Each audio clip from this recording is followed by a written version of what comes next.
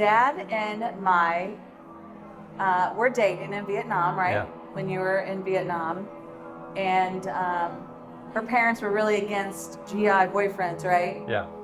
So Dad had come home from leave at one time, but he'd come home from leave, and he and his sister went shopping for her and bought her some clothes and brought them back to Vietnam as a gift to Mai. And then when it was time for you to leave, you were leaving on military orders. Yeah.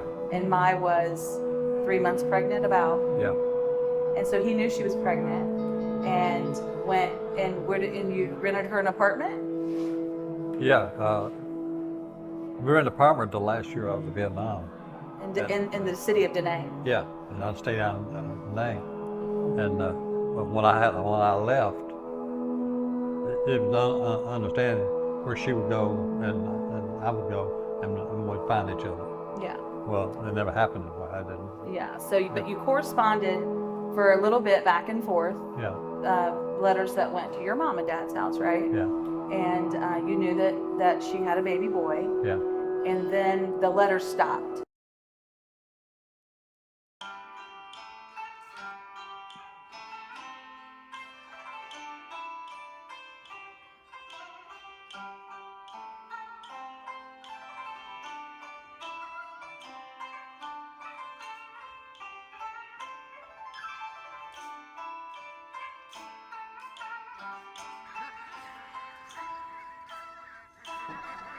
She was a world away and no more corresponding. So one of a couple things had happened. Either the war was still raging and they had been killed, or she had decided that she was going to be with her family and not choose an American boyfriend over being there alone. But regardless, I never knew I never knew they was alive. Didn't know if they were alive, right? Come to find out, one of the reasons why you didn't hear from them anymore was they were taken in the middle of the night to a refugee camp, right? Yeah. To the Philippines, because GI babies, babies born to these Vietnamese women by American soldiers, were being taken and killed. Yeah. And so to save him, he was taken with her to the Philippines to a refugee camp where his mom met another woman who was her best friend, who also had a GI baby, who was her daughter. And Viet, your son, and Mai's best friend's daughter got married and had Tiffany. And so Tiffany was born to two parents that were both GI babies and never had a grandpa. My name is Viet. I'm from Vietnam, and I come to United States in 1989. And now I'm currently living in Portland, Oregon, United States. I come to United States by the program that the government, U.S. government, signed with the Vietnam government. They call Homecoming Off. That program to bring all the GI kids from Vietnam War being left in Vietnam back to United States. I want to know who's my dad is when I start to know things like 15, 16 when I still in Vietnam. But by that time, there's no change for me. So until I come to the United States at 19 years old, almost 20. So I start from there to find my dad. But I got no information. So I start to searching and find my dad from zero information, because all my dad information is being destroyed when the war over back in Vietnam. And my mom is just back that time, just a Vietnamese girl being married my dad back in Vietnam and have me. Her English not good, and she just remember the name for now, like sound like that, but she don't remember how to spell my dad's name, last name, first name. So I got no information. All I guess and do the research. So like my mom said, your dad's first name is Rao, so I have to get any name that pronounce sound like that. So I do a lot of research, try to do it. Take a long time, and to search with find any GI who involved to serve in Vietnam, so I can get some information. About a year after being home, you meet my mom, and now he's got a new baby on the way, and life just kind of keeps moving, right? Yeah. And Granny said, you don't know where they are or how to find them, and you're going to have to move on, and this is going to be our little secret, and we're not going to talk about it anymore. But I held that letter I had from her only a month or two ago, and I had. So for 51 years, you held on to those letters. Yeah, held on those letters. And But also not only held on those letters, but you held on to that secret. yeah. Why didn't you tell us kids, you think? Because I wouldn't. I don't know how you guys would take it. Dad. Yeah, that was done, but that was the way I felt then. Yeah. But I wanted the time to find them, but it was getting slimmer and slimmer and slimmer. Well, you had Yeah.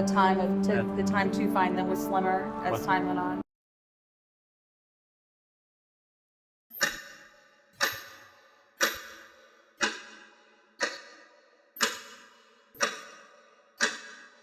I never give up.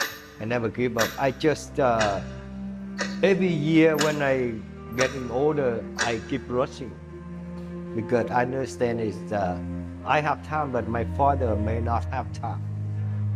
So every year I get 1 year old, he got 1 year old. I know my father don't have time, and I want to find him and to see him in person. You know, so I'm not give up, but every year I keep rushing, and you know, but I never give up.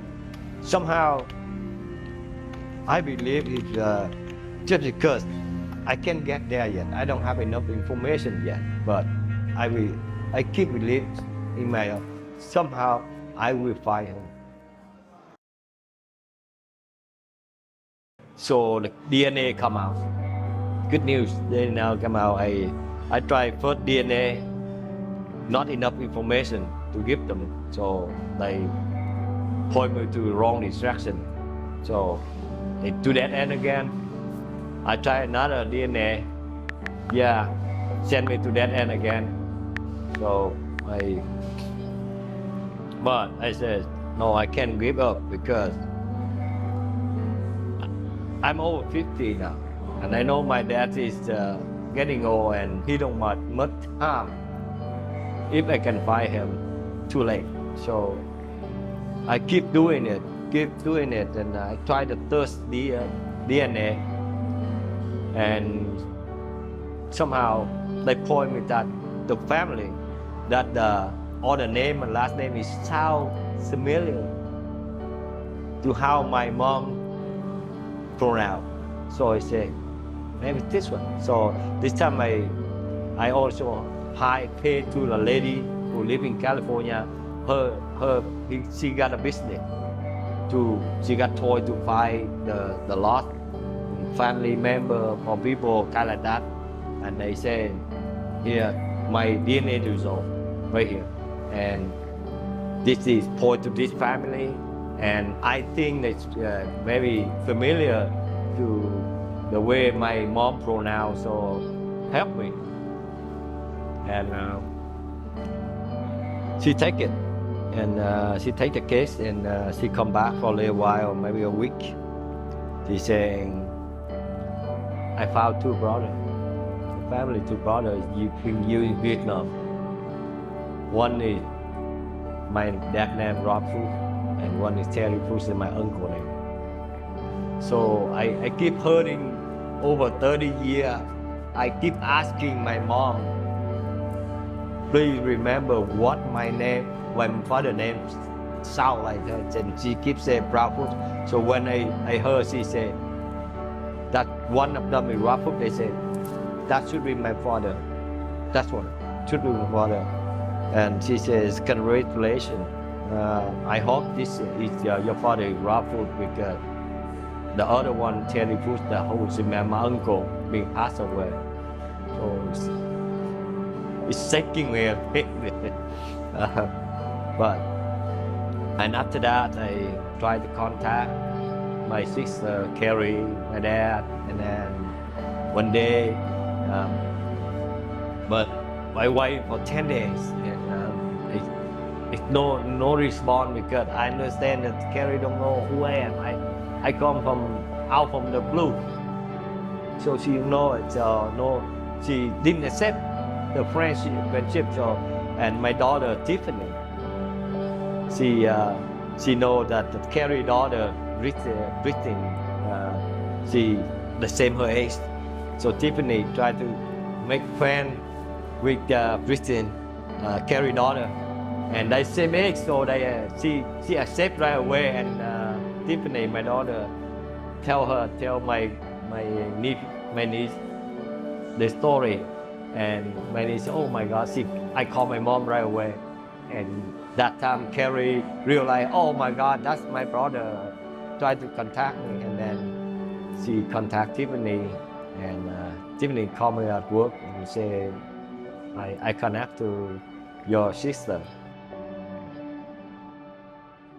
So April 22nd, on a Friday evening, I get a text message, or actually a message on Facebook from Tiffany, who is Viet's daughter, saying that somehow her dad's DNA has fallen into our family tree, and she doesn't want anything from us. She just wants to know if I could help her find out where she falls in our family tree. So we did some messaging back and forth, and she told me her dad was born at Vietnam, and he was fathered by an American soldier. So immediately I called Dad and say, when did you come home from Vietnam? He said, I think it was like 1970, because I bought a brand new 1970 Chevelle when I got home. So I'm like, 1970. So I say, when's your dad's birthday? She says, December 15th, 1970. I'm like, oh, well, that adds up. So then I said, well, I knew my dad was stationed in Da Nang in Vietnam. And I said, do you know where she lived in Vietnam? And she said, oh, my grandmother's from Da Nang. And I thought, ugh, no DNA test needed at this point. Dad's name's Ralph Fultz. And I said, wow, I think you might be my niece. And she said, I said, does she remember his name? And she said, she pronounced it Ralph Fultz. And I was like, oh my gosh, we have a brother. And then the next day, we set up a FaceTime talk with my father, with Carrie, with my mom, and that's how I found my father. So I live 5 minutes from Dad, but of course I'm 3 hours away when I get this information. So I sleep on it that night. The next morning we drive the 3 hours bright and early to Dad's house. And I sit down with Dad and I said, Dad, I have something to tell you. It's good, it's all blessings. And he's kind of nervous looking, and I said, you have a son from Vietnam who's 51 years old and who's been looking for you for the last 32 years, and he's found us. I can't tell everybody what, but all blood like went out of my chest. And I said, finally. I've been waiting for this moment for years and years and years. For 52 years. And I said, well, that's good, because he's going to FaceTime us in about 15 minutes. So, and that's what happened. He got to FaceTime us, and Dad got to see Viet, and he got to see his mom, Mai, who he hasn't seen in 52 years since he left Vietnam. And we immediately started making plans to bring our family together. And everyone in our family is super excited, and we feel cheated that we've missed so much time, but we feel so blessed that God brought this together and that we get to all embrace this together. So this is a true blessing. When I went to church, I know this, church for 3 years, And I asked the Lord and myself, why am I doing this? Because come Saturday, I'd get stuff ready, and I'd be ready Sunday morning. And I went to church for 3 years, and I asked him 3 or 4 times, what's making me so envious to go to Anxious. anxious to go to church? And when he called and said yes, I said, Do you feel like that's what God was preparing you for? I say God was preparing me for that. Yeah. I think you're right. Yeah. He knew that was going to be the best thing in my life. It's a pretty cool story, and it just feels like so much was against you. So much happened to keep you from ever finding one another, but faith and the tenacity of Viet to keep plunging away at his DNA. And somebody could told me 20 years ago that I wouldn't have a chance, but I just kept on and kept on and kept on. And you know, Dad, another thing is 20 years ago, not that you've always not been a wonderful person, but God's worked on you in the last 20 years. Yeah. And 20 years ago, who knows that your heart was ready to embrace this the way you are right now. I think one of the things that impressed me so much with Viet was the very first moment that we FaceTimed. And Dad is excited but anxious. You don't know how he feels about being without his dad for 51 years. And the very first thing he says to Dad is, Dad, despite it all, I had a great life. And I made it to the States, and I got an education, and I have a career, and I have a family. And he didn't say that for any reason but for you. No. To ease the guilt and the pain. And that's showing so much love and grace that he didn't have to give you. I was so worried about them finding them and them having hard feelings about me not getting them. Not ever finding them. But I had the audacity to get them one time somewhere. You knew you'd get them back. Yeah. I'd never ever completely Let go of them. let go of it. Good man, Dad. You're a good man. And I tried to be a good bunch of people. I have a great grandbaby and 2 grandchildren, and Viet's got a wife. I just love him to death. Instantly. And that's what kind of person he is. I told Tiffany the first night we spoke on the phone, I said, you don't know him. I'm like crying.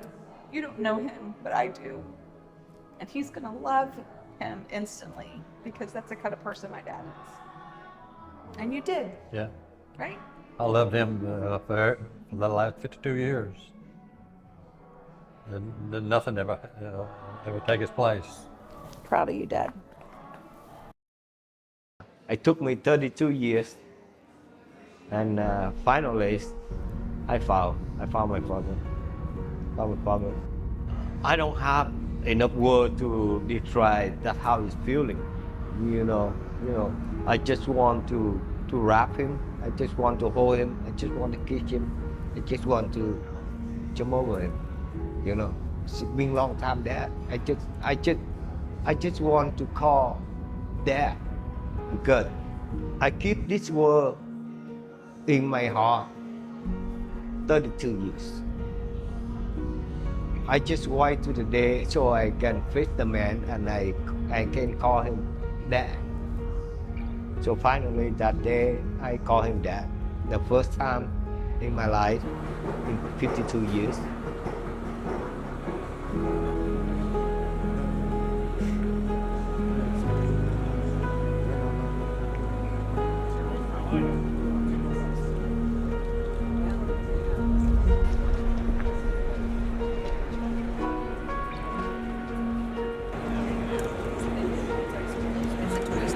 There he is.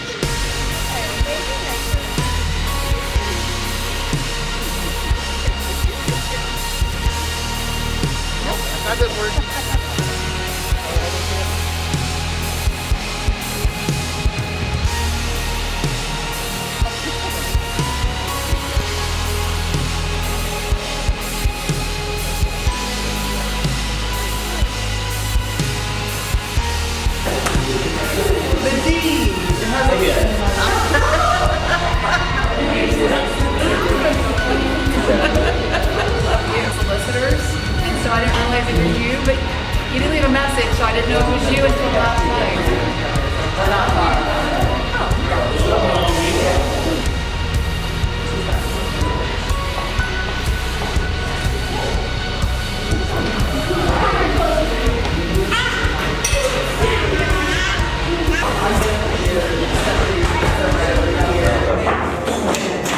So he asked my dad to give him an American name.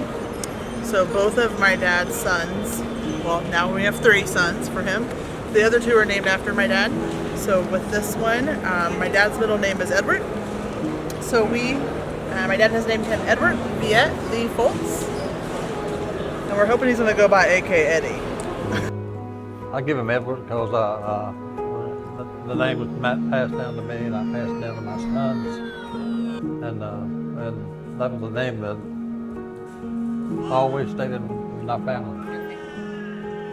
So you have 3 boys, and now all 3 of them are named after you. Yep.